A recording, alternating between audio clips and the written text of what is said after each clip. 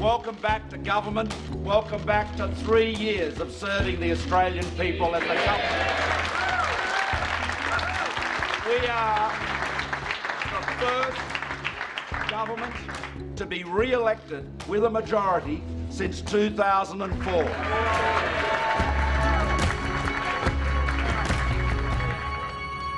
A government insider predicted the first Liberal National Joint Party Room meeting after the election would feel a little like a Pentecostal gathering. We've all fought a long campaign, a very tough campaign. In the winter, 8 weeks. And you know, there's been a lot written about all of us. But this election was not about us. It's about 24 million Australians. It's about their future. There was enthusiastic applause for the 15 new coalition members. Most of them have replaced retiring MPs. The notable exception, the candidate who snatched a Labor seat. Let me begin firstly with Julia Banks. Ted O'Brien from Queensland, who won the seat of Fairfax. Tim Wilson in the seat of Goldstein.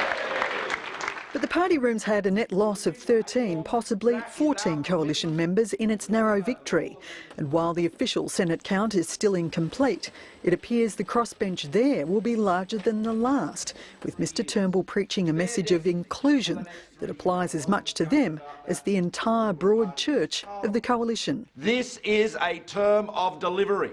This is 3 years of strong, stable economic leadership, and we will work with every member of the House and the Senate. And he's announced the team to get cracking with the work, revealing a new ministerial lineup this afternoon. The team that I'm announcing today will deliver on the economic plan and the budget strategy we put to the Australian people. Christopher Pyne becomes the first Minister for Defence Industry, working with Maurice Payne, overseeing the naval shipbuilding program and new generation submarines. Taking his old role of industry, innovation and science is Greg Hunt.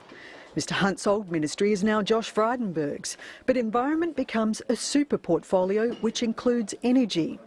The biggest winner is the National Senator Matt Canavan. Just 2 years after entering Parliament, he enters Cabinet as Minister for Resources and Northern Australia.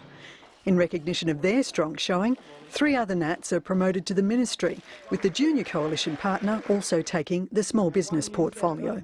While Mr Turnbull's focused on the future, the coalition will closely examine the past.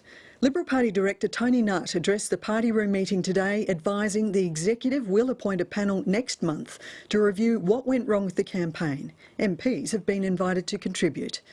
With just 13 of 76 Lower House Coalition MPs now women, Deputy Leader Julie Bishop says the party has to pre-select a greater number to ensure more are elected in 2019. And the former Prime Minister, Tony Abbott's appealed for unity, saying there shouldn't be recriminations, that the party needs more members and in New South Wales it needs to be more democratic. After the success of its Medicare Scare campaign, Labor is now turning its attention to superannuation, calling for a review of the coalition's planned changes. There's clearly a lot of unhappy people in the Liberal Party, unhappy with the policies on superannuation amongst other matters. But for all the bluster from Labor and internally, only one coalition MP raised super today. 730's been told the fundamentals won't change. The policy will be tweaked at the edges after consultation. There may be specific exemptions granted to the $500,000 cap on after-tax contributions. The new team will be sworn in tomorrow. Parliament resumes on August the 30th because the Senate results still aren't known. Every ballot paper has to be scanned before preferences are sorted, and that process could take another 2 weeks or more. And the Prime Minister joined